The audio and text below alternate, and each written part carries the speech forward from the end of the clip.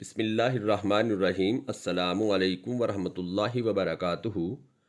حضرت اسامہ بن زید رضی اللہ تعالی عنہ فرماتے ہیں کہ میں نے رسول اللہ صلی اللہ علیہ وآلہ وسلم سے عرض کیا، یا رسول اللہ صلی اللہ علیہ وآلہ وسلم، جس کثرت سے میں آپ کو ماہ شعبان میں روزے رکھتے دیکھتا ہوں کسی اور مہینہ میں نہیں دیکھتا۔ آپ صلی اللہ علیہ وآلہ وسلم نے ارشاد فرمایا، یہ ایسا مہینہ ہے جو رجب اور رمضان کے درمیان واقع ہے، اور لوگ عموماً اس مہینے کی برکات سے غافل ہیں۔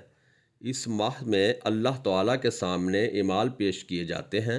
میری خواہش ہے کہ میرے اعمال اس حال میں پیش ہوں کہ میں روزے سے ہوں۔